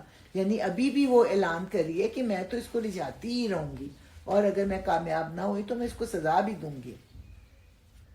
یوسف نے کہا اے میرے رب، قید مجھے منظور ہے بنسبت اس کے کہ میں وہ کام کروں جو یہ لوگ مجھ سے چاہتے ہیں، اور اگر تم نے ان کی چالوں کو مجھ سے دفع نہ کیا تو میں ان کے دام میں پھنس جاؤں گا اور جاہلوں میں شامل ہو رہوں گا۔ اس کے رب نے اس کی دعا قبول کی اور ان عورتوں کی چالیں اس سے دفع کر دیں، بے شک وہی ہے جو سب کی سنتا اور سب کچھ جانتا ہے۔ اب ہوا یہ کہ پورے شہر میں عورتیں جو تھیں نا وہ حضرت یوسف کی دیوانی ہو رہی تھیں اور ہر کوئی چاہتا تھا کہ ان کے ساتھ اپنے آپ کو وہ جو ہے اپنا تعارف کروائے، ان کے ساتھ کچھ وقت گزارے۔ پھر ان لوگوں کو یہ سوجھی کہ ایک مدت کے لیے اسے قید کر دیں، حالانکہ وہ اس کی پاک دامنی اور خود اپنی عورتوں کے برے اتوار کی سری نشانیاں دیکھ چکے تھے۔ یعنی شہر میں دیوانگی کا عالم طاری تھا اور ان کے گھر والے جو مرد تھے وہ ان کو روک نہیں سک رہے تھے۔ پھر انہوں نے طے کیا کہ یوسف کو ان کی نظروں کے سامنے سے ہٹا دیا جائے، نہ وہ سامنے ہوگا اور نہ یہ دیوانی ہوں گی، اور ان سب کو پتا تھا کہ یوسف جو ہیں وہ برے نہیں ہیں، بوڑھی ان کی بیویاں یا ان کی گھر والی عورتیں ہیں۔ قید خانے میں 2 غلام اور بھی اس کے ساتھ داخل ہوئے۔ ایک روز ان میں سے ایک نے اس سے کہا میں نے خواب میں دیکھا ہے کہ میں شراب کشید کر رہا ہوں۔ دوسرے نے کہا میں نے دیکھا کہ میرے سر پر روٹیاں رکھی ہیں اور پرندے ان کو کھا رہے ہیں۔ دونوں نے کہا ہمیں اس خواب کی تعبیر بتائیے، ہم دیکھتے ہیں کہ آپ ایک نیک آدمی ہیں۔ اب یہ اپنے کردار کی وجہ سے پسندیدہ بن گئے جیل خانے میں بھی، اور 2 لوگوں نے خواب دیکھا اور اپنے خوابوں کی تعبیر ان سے پوچھی۔ اچھا، اس میں خواب کا بھی بڑا ذکر ہے اور قمیص کا بھی بہت ذکر ہے۔ اب خواب کون کون سا ہے؟ ایک تو حضرت یوسف نے خود دیکھا اور 2 خواب ان قیدیوں نے دیکھے، پھر ایک خواب جو تھا وہ بادشاہ نے دیکھا، اور اسی طرح قمیص تھی جو خون سے رنگی ہوئی تھی، دوسری قمیض وہ تھی جو کہ پھٹ گئی تھی، اور تیسری قمیض وہ تھی جو کہ حضرت یوسف نے پھر اپنے والد کے لیے بھیجی تھی۔ اچھا جی، اب یہاں پہ دیکھتے ہیں کہ کیا ہوا۔ یہاں جو کھانا تمہیں ملا کرتا ہے اس کے آنے سے پہلے میں تمہیں ان خوابوں کی تعبیر بتا دوں گا۔ یہ علم ان علوم میں سے ہے جو میرے رب نے مجھے عطا کیا۔ بہترین کنسائز جو ہے انہوں نے تبلیغ کی ہے۔ ہمیں نہیں نظر آتا کہ وہ جگہ جگہ تبلیغ کر رہے ہیں، ہمیں اس پوری کہانی میں نہیں پتہ لگتا، لیکن اس وقت جب لوگ خواب کی تعبیر پوچھنے آئے تو باقی لوگ بیٹھے ہوں گے ادھر ادھر، کوئی ایکٹیویٹی ہوتی ہے نا, یہ ایک ایکٹیویٹی تھی, سارے کے سارے جو تھے وہ تماشا دیکھنے کے لیے آ گئے. تو حضرت یوسف نے جب یہ دیکھا کہ سارے لوگ میری طرف متوجہ ہیں تو اس موقع سے فائدہ اٹھایا اور تھوڑی سی تبلیغ کی, لیکن اتنی لمبی چوڑی تقریر بھی نہیں کی کہ لوگ بیزار ہو کے چلے جاتے. ان کو کہا کہ بس ابھی 5-7 منٹ میں کھانا آنے والا ہے نا, تو بس کھانا آنے سے پہلے پہلے میں تمہیں بتا دوں گا تاکہ لوگ بیزار نہ ہوں. اور پھر اپنا انٹروڈکشن کروایا کہ یہ وہ علم ہے جو میرے رب نے مجھے عطا کیا ہے. واقعہ یہ ہے کہ میں نے ان لوگوں کا طریقہ چھوڑ دیا جو اللہ پر ایمان نہیں لاتے اور آخرت کا انکار کرتے ہیں. اپنے بزرگوں ابراہیم, اسحاق, یعقوب کا طریقہ اختیار کیا ہے. ہمارا یہ کام نہیں ہے کہ اللہ کے ساتھ کسی کو شریک ٹھہرائیں. در حقیقت یہ اللہ کا فضل ہے ہم پر اور تمام انسانوں پر کہ اس نے اپنے سوا کسی کا بندہ ہمیں نہیں بنایا, مگر اکثر لوگ شکر نہیں کرتے. اے زندان کے ساتھیوں, تم خود ہی سوچو کہ بہت سے متفرق رب بہتر ہیں یا وہ ایک اللہ جو سب پر غالب ہے. اس کو چھوڑ کر تم جن کی بندگی کر رہے ہو وہ اس کے سوا کچھ نہیں ہے, یہ بس چند نام ہیں جو تم نے اور تمہارے آباء و اجداد نے رکھ لیے ہیں. اللہ نے ان کے لیے کوئی سنت نازل نہیں فرمائی. فرما روائی کا اقتدار اللہ کے سوا کسی کے لیے نہیں ہے. اس کا حکم ہے کہ خود اس کے سوا تم کسی کی بندگی نہ کرو. یہی ٹھیک سیدھا طریقے زندگی ہے, مگر اکثر لوگ نہیں جانتے. اے زندان کے ساتھیوں, تمہارے خواب کی تعبیر یہ ہے کہ تم میں سے ایک تو اپنے رب یعنی شاہ مصر کو شراب پلائے گا, رہا دوسرا تو اسے سولی پر چڑھایا جائے گا اور پرندے اس کا سر نوچ نوچ کر کھائیں گے. فیصلہ ہو گیا اس بات کا جو تم پوچھ رہے تھے. اب ہوا یہ کہ بادشاہ کو کھانے میں زہر دیا گیا. اب سمجھ میں نہیں آ رہا تھا کہ زہر کس نے دیا, اس لیے روٹی پکانے والے کو بھی پکڑا گیا اور شراب بنانے والے کو بھی. اور پھر جب تحقیق ہوئی تو پتہ لگا کہ شراب بنانے والے کا کوئی قصور نہیں تھا, اس کو معاف کر دیا گیا.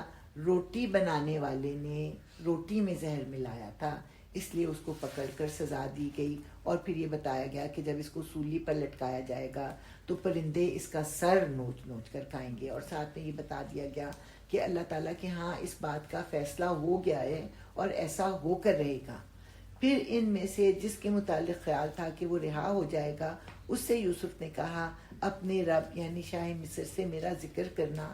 مگر شیطان نے اسے ایسا غفلت میں ڈالا کہ وہ اپنے رب شاہ مصر سے اس کا ذکر کرنا بھول گیا اور یوسف کئی سال قید خانے میں پڑا رہا. ایک روز بادشاہ نے کہا میں نے خواب میں دیکھا ہے کہ 7 موٹی گائیں ہیں جن کو 7 دبلی گائیں کھا رہی ہیں, اور اناج کی 7 ہری بالیں ہیں اور دوسری 7 سوکھی ہیں. اے اہل دربار, مجھے اس خواب کی تعبیر بتاؤ اگر تم خوابوں کا مطلب سمجھتے ہو. لوگوں نے کہا یہ تو پریشان خوابوں کی باتیں ہیں اور ہم اس طرح کے خوابوں کا مطلب نہیں جانتے. خوابوں کے بارے میں بتایا جاتا ہے کہ 3 طرح کے خواب ہوتے ہیں. ایک تو سچے خواب ہوتے ہیں, نبوت ختم ہو گئی لیکن سچے خواب جو ہیں وہ نبوت کا 46واں حصہ ہیں.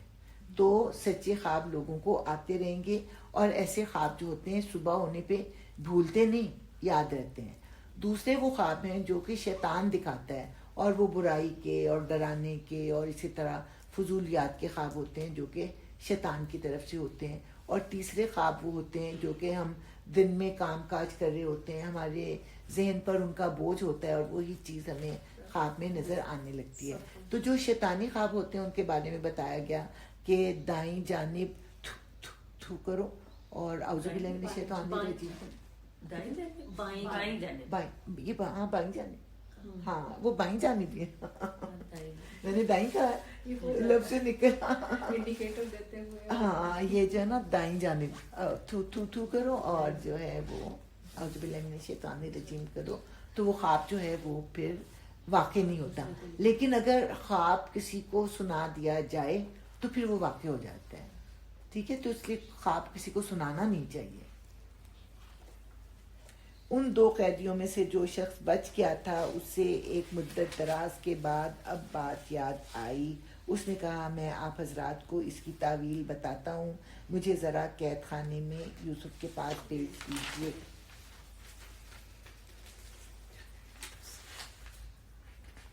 اس کو بھول ہی گیا تھا نا کہ حضرت یوسف نے کہا تھا میرا ذکر کرنا بادشاہ سے، اس کو بھول گیا۔ اب جو بادشاہ کو خواب آیا تو اس کو یاد آ گئے حضرت یوسف، تو اب جو ہے اس کو بھیجا گیا۔ اس نے جا کر کہا یوسف اے سراپا راستے، مجھے اس خواب کا مطلب بتا کہ 7 موٹی گائیں ہیں جن کو 7 دبلی گائیں کھا رہی ہیں، اور 7 بالیں ہری ہیں اور 7 سوکھی، شاید کہ میں ان لوگوں کے پاس واپس جاؤں اور شاید کہ وہ جان لیں۔ یوسف نے کہا، اب یوسف کو کیا کہنا چاہیے تھا؟ یاد آ گیا ہوں میں، اتنے سال پڑھا رہا ہوں، آج کام آیا تو یاد آ گیا، یاد آ گئی ہے میری۔ تو انہوں نے کچھ بھی نہیں کہا اور کہا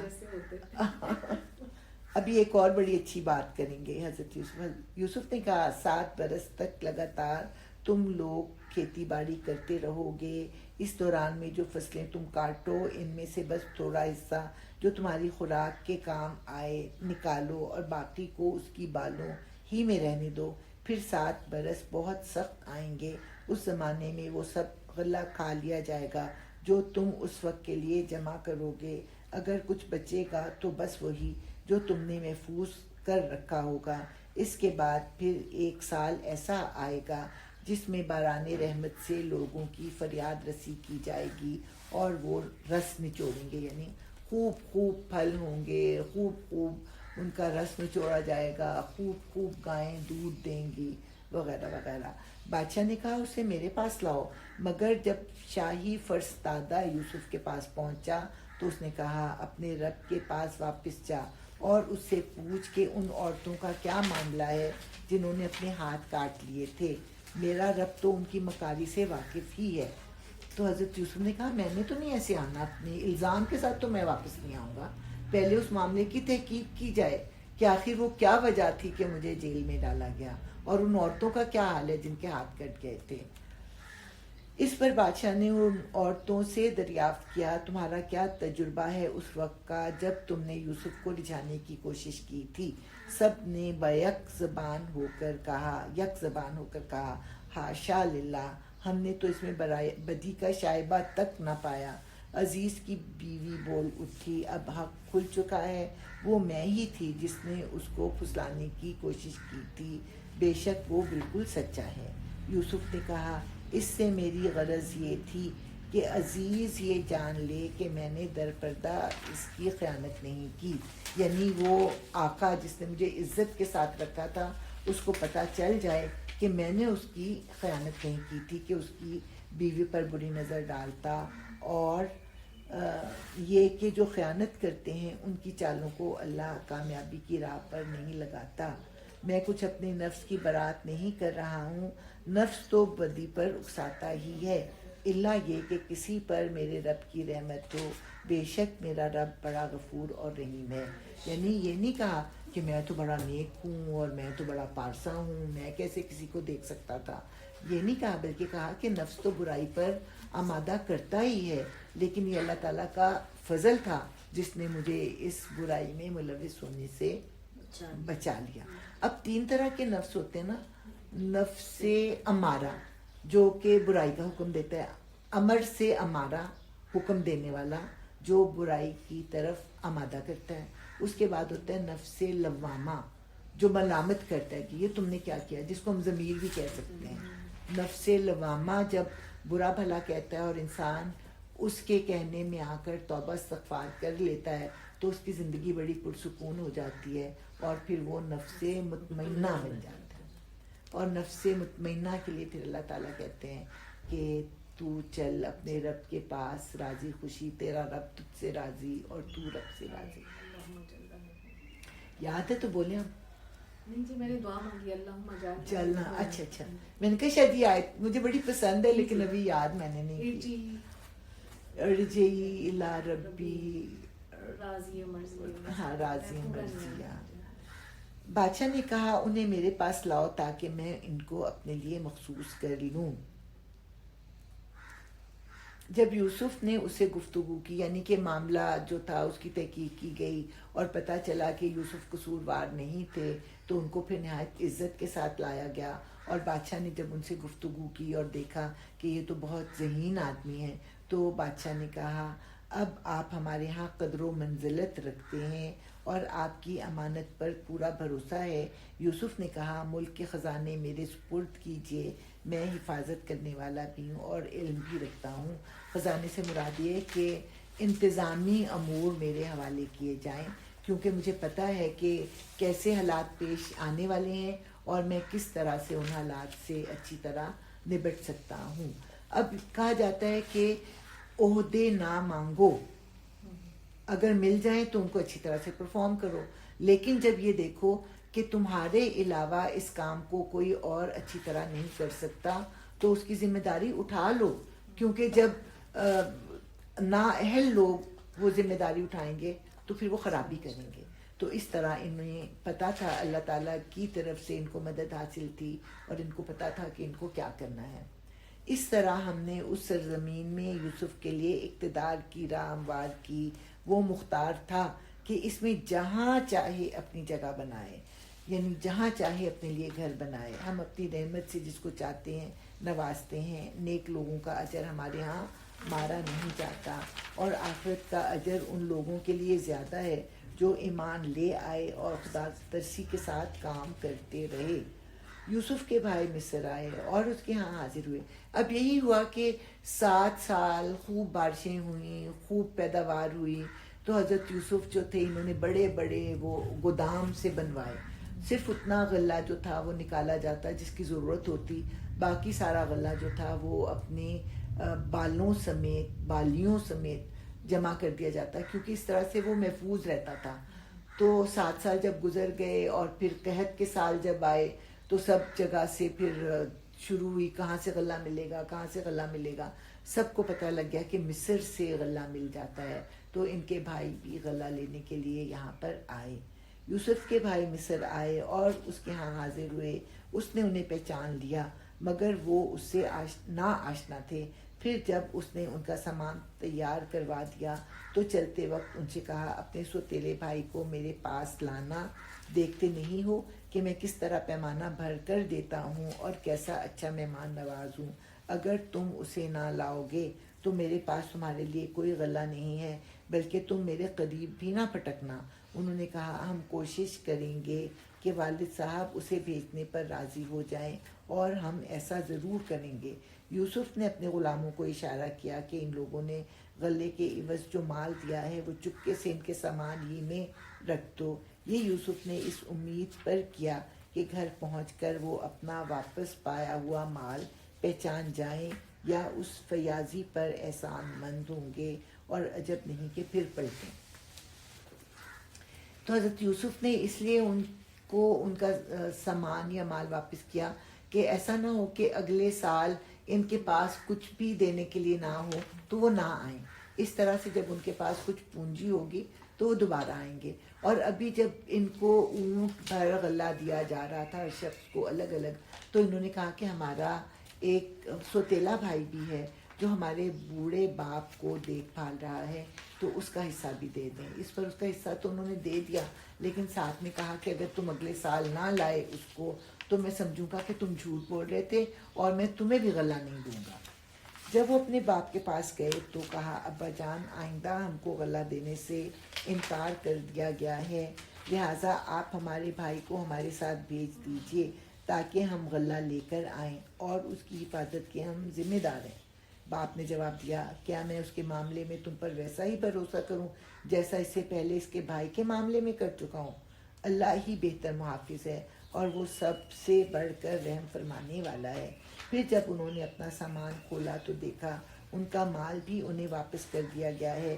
یہ دیکھ کر وہ پکار اٹھے ابا جان اور ہمیں کیا چاہیے، دیکھیے یہ ہمارا مال بھی ہمیں واپس دے دیا گیا ہے، بس اب ہم جائیں گے اور اپنے اہل و عیال کے لیے رسد لے آئیں گے، اپنے بھائی کی حفاظت بھی کریں گے اور ایک بار شتر اور زیادہ بھی لے آئیں گے۔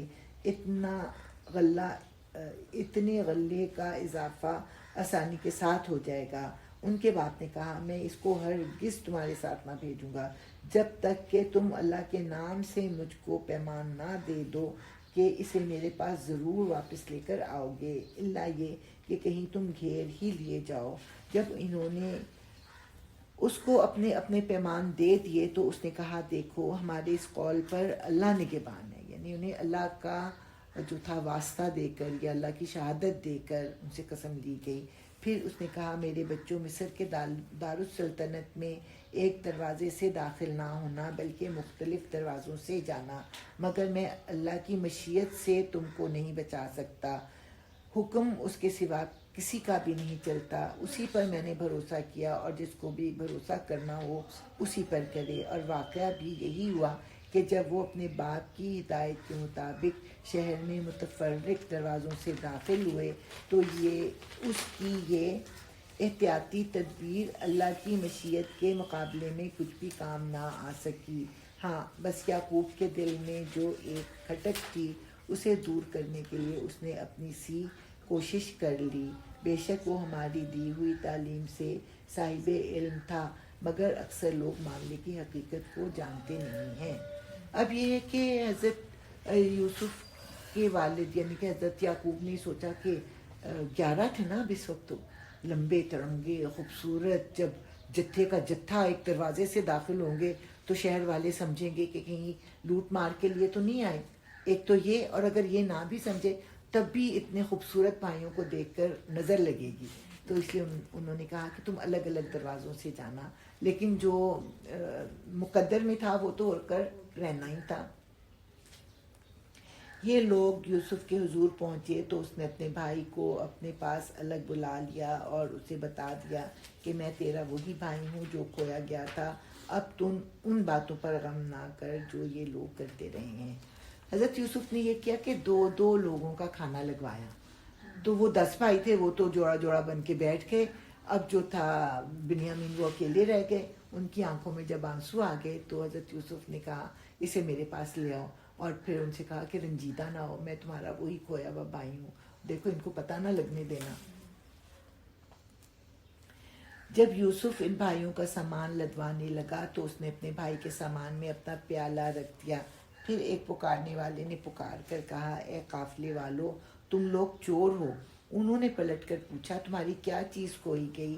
سرکاری ملازموں نے کہا بادشاہ کا پیمانہ ہم کو نہیں ملتا، اور ان کے جمعدار نے کہا جو شخص لا کر دے گا اس کے لیے ایک بار شتر انعام ہے، اس کا میں ذمہ لیتا ہوں۔ ان بھائیوں نے کہا خدا کی قسم تم لوگ خوب جانتے ہو کہ ہم اس ملک میں فساد کرنے نہیں آئے ہیں اور ہم چوریاں کرنے والے لوگ نہیں ہیں۔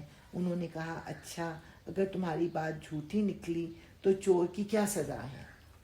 انہوں نے کہا اس کی سزا جس کے سامان میں سے چیز نکلے وہ آپ ہی اپنی سزا میں رکھ لیا جائے، ہمارے ہاں تو ایسے ظالموں کو سزا دینے کا یہی طریقہ ہے۔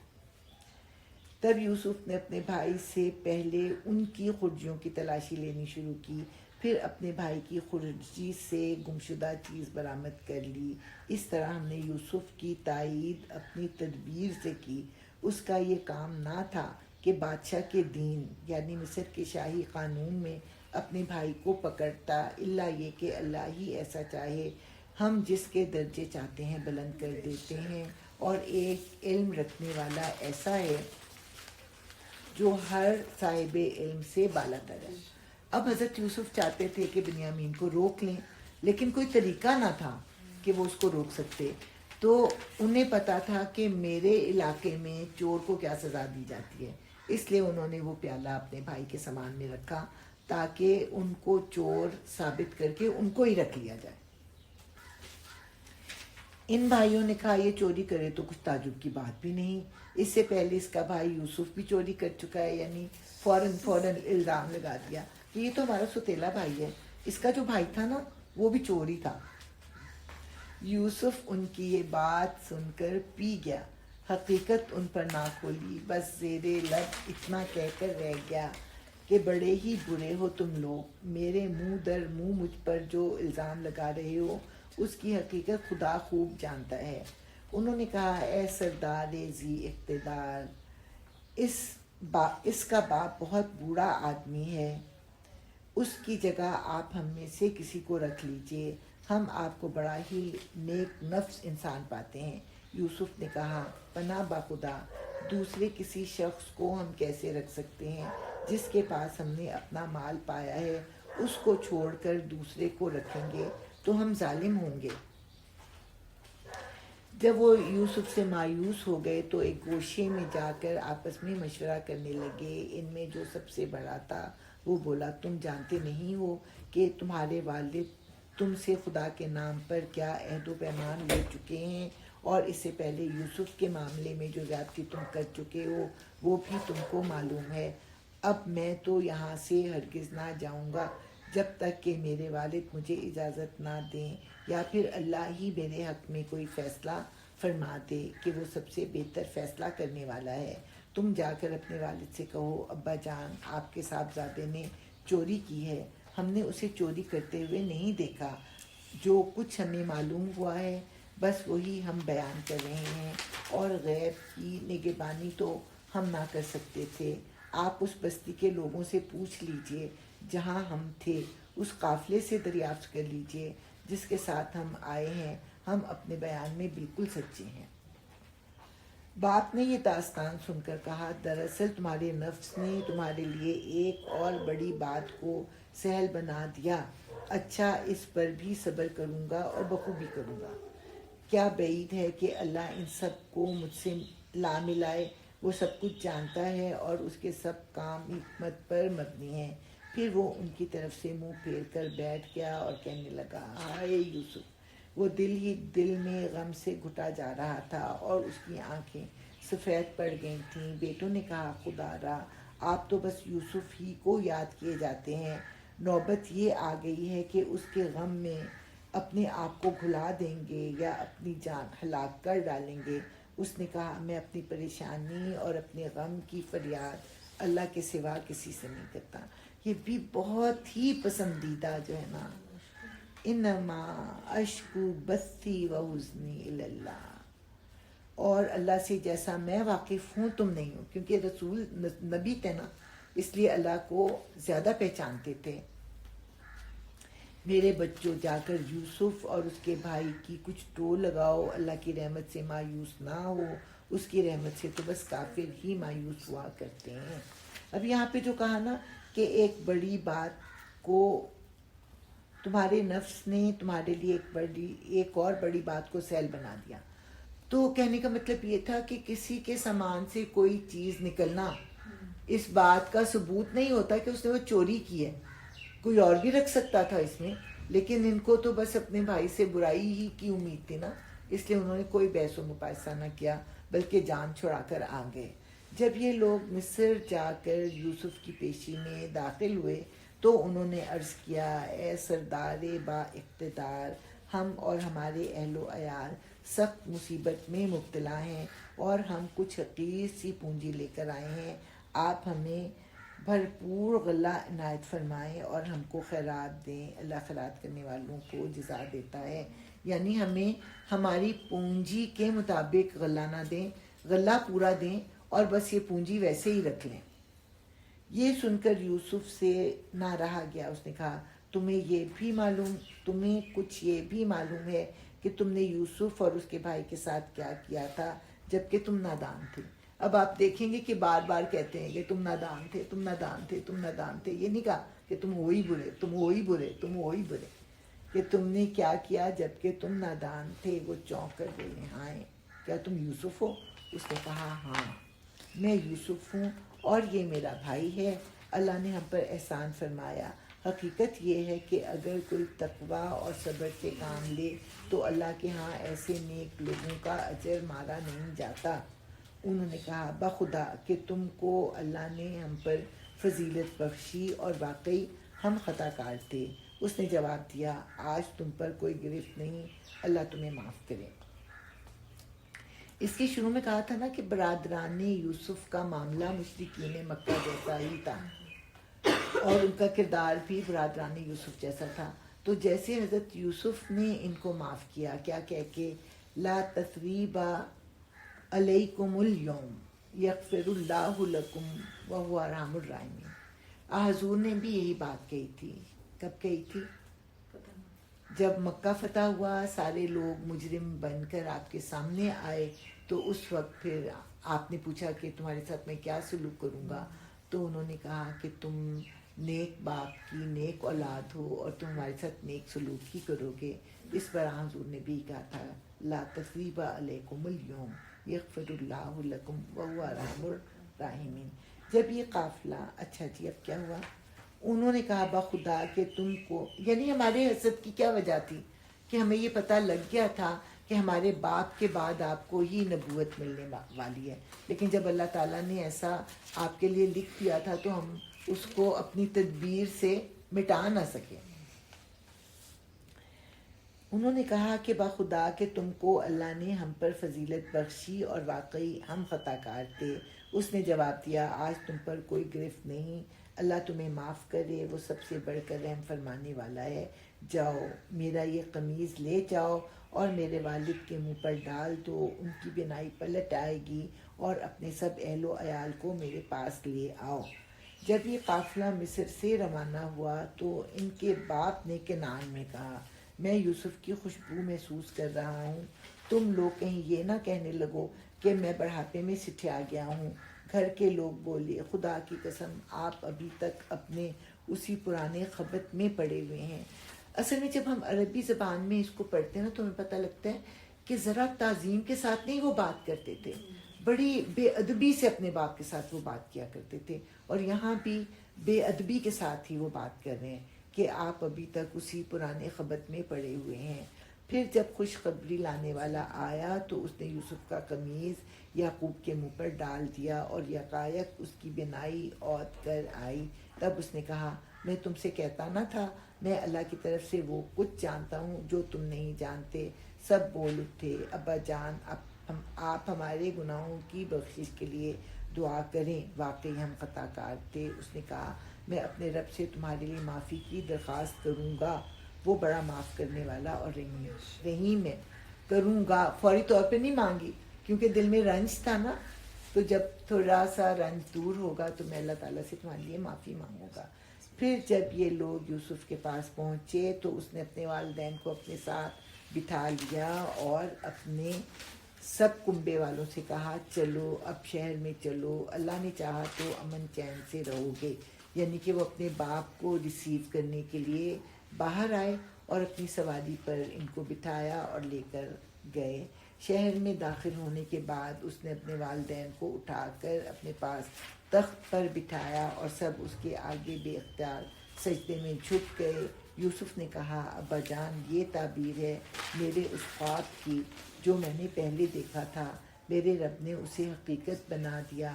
اس کا احسان ہے کہ اس نے مجھے قید خانے سے نکالا اور آپ لوگوں کو صحرا سے لا کر مجھ سے ملایا، حالانکہ شیطان میرے اور میرے بھائیوں کے درمیان فساد ڈال چکا تھا. واقعہ یہ ہے کہ میرا رب غیر محسوس تدبیروں سے اپنی مشیت پوری کرتا ہے. یہاں پہ لفظ ہے لطیفن. لطیفن کا ہوتا ہے لطف و کرم کرنے والا بھی، اور دوسرا مطلب اس کا یہ ہوتا ہے اتنی باریکی سے کوئی تدبیر کرنا کہ کوئی گیس ہی نہ کر سکے. تو اللہ تعالیٰ نے حضرت یوسف کو اعلیٰ ترین درجہ دینا تھا سپر پاور میں، تو ایسی باریکی سے ان کو صحرا سے اٹھا کر بادشاہ کے محل میں لائے. اور میں نے آپ کو پہلے بھی بتایا تھا کہ نبوت سے پہلے نبیوں کو جو ہے وہ تنہائی دی جاتی ہے، جیسا کہ حضرت موسیٰ جو تھے وہ مدین میں چلے گئے تھے، حضور صلی اللہ علیہ وسلم جو تھے وہ غار حرا میں جاتے تھے، تو ان کو قید خانے میں وہ تنہائی کا موقع دیا گیا اور اس کے بعد پھر ان کو عروج جو تھا وہ دیا گیا. تو یہ واقعہ یہ ہے کہ میرا رب غیر محسوس تدبیروں سے اپنی مشیت پوری کرتا ہے، بے شک وہ علیم اور حکیم ہے. اے میرے رب تو نے مجھے حکومت بخشی اور مجھ کو باتوں کی تہہ تک پہنچنا سکھایا. زمین و آسمان کے بنانے والے تو ہی دنیا اور آخرت میں میرا سرپرست ہے. میرا خاتمہ اسلام پر کر اور انجام کار مجھے صالحین سے ملا. فاطر السماوات والارض انت ولی فی الدنیا والآخرہ توفانی مسلما والحقنی بالصالحین۔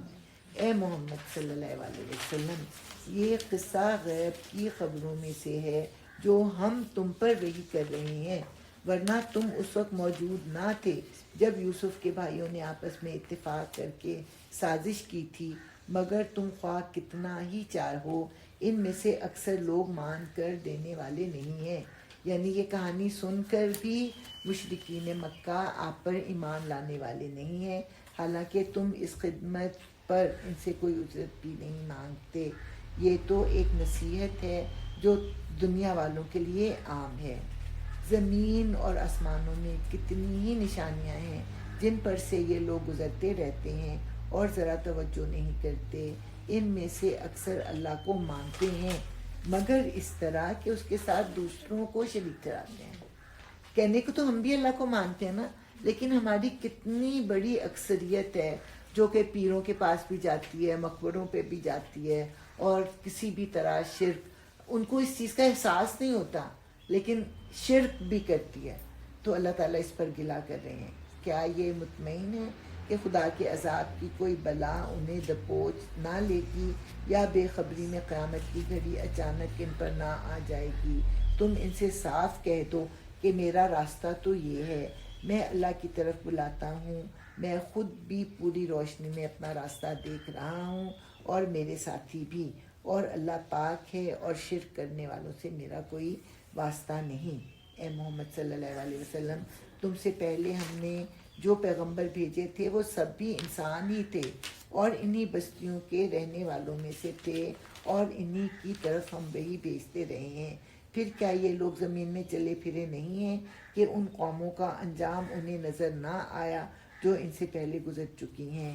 یقیناً آخرت کا گھر ان لوگوں کے لیے اور زیادہ بہتر ہے جنہوں نے پیغمبروں کی بات مان کر تقوی کی روش اختیار کی۔ کیا اب بھی تم لوگ نہ سمجھو گے؟ پہلے پیغمبروں کے ساتھ بھی یہی ہوتا رہا ہے کہ وہ مدتوں نصیحت کرتے رہے اور لوگوں نے سن کر نہ دیا، یہاں تک کہ جب پیغمبر لوگوں سے مایوس ہو گئے اور لوگوں نے بھی سمجھ لیا کہ ان سے جھوٹ بولا گیا تھا تو یکایک ہماری مدد پیغمبروں کو پہنچ گئی۔ پھر جب ایسا موقع آ جاتا ہے تو ہمارا قاعدہ یہ ہے کہ جسے ہم چاہتے ہیں بچا لیتے ہیں، اور مجرموں پر سے تو ہمارا عذاب ٹالا ہی نہیں جا سکتا۔ اگلے لوگوں کے ان قصوں میں عقل و ہوش رکھنے والوں کے لیے عبرت ہے۔ یہ جو کچھ قرآن میں بیان کیا جا رہا ہے یہ بناوٹی باتیں نہیں ہیں، بلکہ جو کتابیں اس سے پہلے آئی ہوئی ہیں انہی کی تصدیق ہے، اور ہر چیز کی تفصیل اور ایمان لانے والوں کے لیے ہدایت اور رحمت۔ الحمدللہ۔ ابھی ٹائم تو کافی ہے، اب میں خیال ہے سوا سپارہ کیا کریں تاکہ جلد از جلد جو ہے وہ کمپلیٹ ہو جائے۔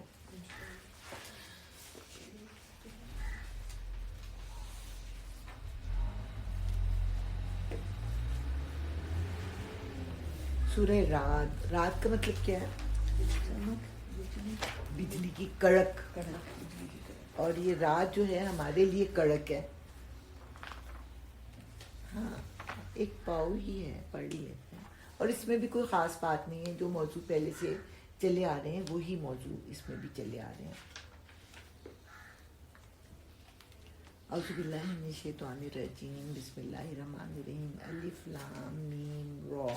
یہ کتاب الہی کی آیات ہیں اور جو کچھ تمہارے رب کی طرف سے تم پر نازل کیا گیا ہے وہ عین حق ہے، مگر تمہاری قوم کے اکثر لوگ مان نہیں رہے ہیں۔ وہ اللہ ہی ہے جس نے آسمانوں کو ایسے سہاروں کے بغیر قائم کیا جو تم کو نظر آتے ہوں۔ اس کے دو معنی ہیں، ایک معنی تو یہ کہ آسمان بغیر ستونوں کے قائم ہے، اور دوسرا معنی یہ ہے کہ ستون ہیں مگر ایسے ہیں جو تم کو نظر نہیں آتے۔ پھر وہ اپنے تخت سلطنت پر جلوہ فرما ہوا اور اس نے آفتاب و ماہتاب کو ایک قانون کا پابند بنایا۔ اس سارے نظام کی ہر چیز ایک وقت مقرر تک کے لیے چل رہی ہے اور اللہ ہی اس سارے کام کی تدبیر فرما رہا ہے۔ وہ نشانیاں کھول کھول کر بیان کرتا ہے، شاید کہ تم اپنے رب کی ملاقات کا یقین کرو۔ اور وہی ہے جس نے یہ زمین پھیلا رکھی ہے، اس میں پہاڑوں کے کھونٹے گاڑ رکھے ہیں اور دریا بہا دیے ہیں، اسی نے ہر طرح کے پھلوں کے جوڑے پیدا کیے، اور وہی دن پر رات تاری کرتا ہے۔ ان ساری چیزوں میں بڑی نشانیاں ہیں ان لوگوں کے لیے جو غور و فکر سے کام لیتے ہیں۔ اور دیکھو، زمین میں الگ الگ خطے پائے جاتے ہیں جو ایک دوسرے سے متصل واقع ہیں۔ انگور کے باغ ہیں، کھیتیاں ہیں، کھجور کے درخت ہیں جن میں سے کچھ اکیرے ہیں اور کچھ دورے، سب کو ایک ہی پانی سیراب کرتا ہے، مگر مزے میں ہم کسی کو بہتر بنا دیتے ہیں اور کسی کو کمتر۔ ان سب چیزوں میں بہت سی نشانیاں ہیں ان لوگوں کے لیے جو عقل سے کام لیتے ہیں۔ اب اگر تمہیں تعجب کرنا ہے تو تعجب کے قابل لوگوں کا یہ قول ہے کہ جب ہم مر کر مٹی ہو جائیں گے تو کیا ہم نئے سرے سے پیدا کیے جائیں گے؟ یہ وہ لوگ ہیں جنہوں نے اپنے رب سے کفر کیا ہے، یہ وہ لوگ ہیں جن کی گردنوں میں طوق پڑے ہوئے ہیں، یہ جہنمی ہیں اور جہنم میں ہمیشہ رہیں گے۔ یہ لوگ بھلائی سے پہلے برائی کے لیے جلدی مچا رہے ہیں، یعنی ہر وقت کہتے رہتے ہیں کہ عذاب آ جائے، عذاب آ جائے، تو بھلائی سے پہلے برائی کے لیے جلدی مچا رہے ہیں، حالانکہ ان سے پہلے جو لوگ اس روش پر چلے ہیں ان پر خدا کے عذاب کی عبرتناک مثالیں گزر چکی ہیں۔ حقیقت یہ ہے کہ تیرا رب لوگوں کی زیادتیوں کے باوجود ان کے ساتھ چشم پوشی سے کام لیتا ہے، اور یہ بھی حقیقت ہے کہ تیرا رب سخت سزا دینے والا ہے۔ یعنی اگر تم اللہ تعالیٰ کی طرف لوٹ آؤ تو اللہ تعالیٰ درگزر کرتا ہے اور معاف کر دیتا ہے، لیکن اگر تم اڑے رہو گے اپنی برائیوں پر تو اللہ تعالیٰ سخت سزا دینے والا ہے۔ یہ لوگ جنہوں نے تمہاری بات ماننے سے انکار کر دیا ہے کہتے ہیں، اس شخص پر اس کے رب کی طرف سے کوئی نشانی کیوں نہ اتری؟ تم تو محض خبردار کر دینے والے ہو اور ہر قوم کے لیے ایک رہنما ہے۔ یعنی آپ کا زور نہیں ہے کہ اپنے زور سے کوئی معجزہ لے کے آئیں، آپ کا کام تو صرف رہنمائی کرنا ہے۔ اللہ ایک ایک حاملہ کے پیٹ سے واقف ہے، جو کچھ اس میں بنتا ہے اسے بھی وہ جانتا ہے، اور جو کچھ اس میں کمی یا بیشی ہوتی ہے اس سے بھی وہ باخبر رہتا ہے۔ ہر چیز کے لیے اس کے ہاں ایک مقرر مقدار ہے، وہ پوشیدہ اور ظاہر ہر چیز کا عالم ہے، وہ بزرگ ہے اور ہر حال میں بالاتر رہنے والا ہے۔ تم میں سے کوئی شخص خواہ زور سے بات کرے یا آہستہ، اور کوئی رات کی تاریکی میں چھپا ہوا ہو یا دن کی روشنی میں چل رہا ہو، اس کے لیے سب یکساں ہیں۔ ہر شخص کے آگے اور پیچھے اس کے مقرر کیے ہوئے نگران لگے ہوئے ہیں جو اللہ کے حکم سے اس کی دیکھ بھال کرنے ہیں۔ کتنا پیار آتا ہے نا اللہ پر کہ اللہ تعالیٰ نے ہمارے لیے محافظ مقرر کیے ہوئے ہیں جو آگے پیچھے سے ہماری حفاظت کرتے ہیں۔ حقیقت یہ ہے کہ اللہ کسی قوم کے حال کو نہیں بدلتا جب تک وہ خود اپنے اوصاف کو نہیں بدل دیتی۔ یہ ہم نے سورہ توبہ میں بھی پڑھا تھا کہ اگر کوئی نیکی کے کام کرتی رہتی ہے تو اللہ تعالیٰ اس کے اوپر عذاب نہیں لاتے، اور اگر کوئی برے کام کرتی ہے تو اس کے اوپر عذاب آتا ہے، لیکن اگر کوئی بری قوم توبہ کر کے اچھے عمل کرنے لگ جائے تو اللہ تعالیٰ کی رحمت اس پر آ جاتی ہے۔ اسی طرح کوئی قوم اچھے کام چھوڑ کر جب کوئی برے کام کرنے لگے تو اس پر عذاب آ جاتا ہے۔ تو اور جب اللہ کسی قوم کی شامت لانے کا فیصلہ کر لے تو پھر وہ کسی کے ٹالے نہیں ڈر سکتی، نہ اللہ کے مقابلے میں ایسی قوم کا کوئی حامی و مددگار ہو سکتا ہے۔ وہی ہے جو تمہارے سامنے بجلیاں چمکاتا ہے، جنہیں دیکھ کر تمہیں اندیشے بھی لاحق ہوتے ہیں اور امیدیں بھی بنتی ہیں۔ وہی ہے جو پانی سے لدے ہوئے بادل اٹھاتا ہے، بادلوں کی گرج اس کی حمد کے ساتھ اس کی پاکی بیان کرتی ہے، اور فرشتے اس کی ہیبت سے لرزتے ہوئے اس کی تسبیح کرتے ہیں۔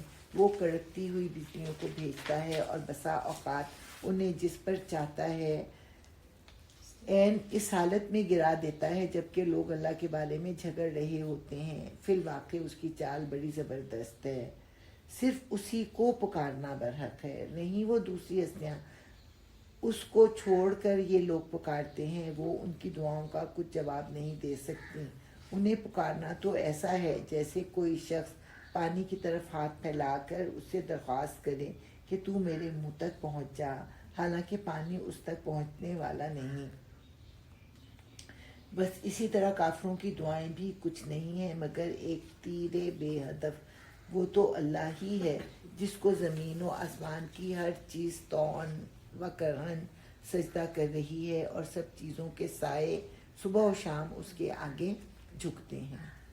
تو سجدہ کرنے سے ان سے پوچھو آسمان اور زمین کا رب کون ہے؟ کہو اللہ۔ پھر ان سے کہو کہ جب حقیقت یہ ہے تو کیا تم اسے چھوڑ کر ایسے معبودوں کو اپنا کارساز ٹھہراتے ہو جو خود اپنے لیے بھی کسی نفع و نقصان کا اختیار نہیں رکھتے؟ کہو کیا اندھا اور آنکھوں والا برابر ہوا کرتا ہے؟ کیا روشنی اور تاریکیاں یکساں ہوتی ہیں؟ اور اگر ایسا نہیں تو کیا ان کے ٹھہرائے ہوئے شریکوں نے بھی اللہ کی طرح کچھ پیدا کیا ہے کہ اس کی وجہ سے ان پر تخلیق کا معاملہ مشتبہ ہو گیا؟ کہو ہر چیز کا خالق صرف اللہ ہے اور وہ یکتا ہے، سب پر غالب ہے۔ اللہ نے آسمان سے پانی برسایا اور ہر ندی نالا اپنے ظرف کے مطابق اسے لے کر چل نکلا۔ پھر جب سیلاب اٹھا تو سطح پر جھاگ بھی آ گئے، اور ایسے ہی جھاگ ان دھاتوں پر بھی اٹھتے ہیں جنہیں زیور اور برتن وغیرہ بنانے کے لیے لوگ پگھلایا کرتے ہیں۔ اسی مثال سے اللہ حق اور باطل کے معاملے کو واضح کرتا ہے۔ جو جھاگ ہے وہ اڑ جایا کرتا ہے، اور جو چیز انسانوں کے لیے نافع ہے وہ زمین میں ٹھہر جاتی ہے۔ اس طرح اللہ مثالوں سے اپنی بات سمجھاتا ہے۔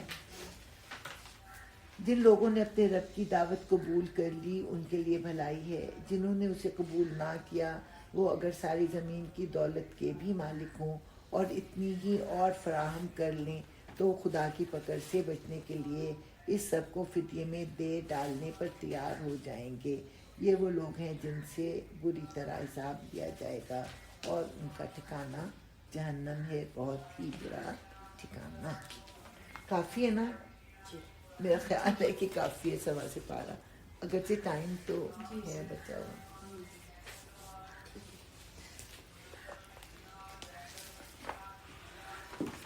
اس میں ایک بڑی پیاری آیت آئے گی سورہ رعد میں۔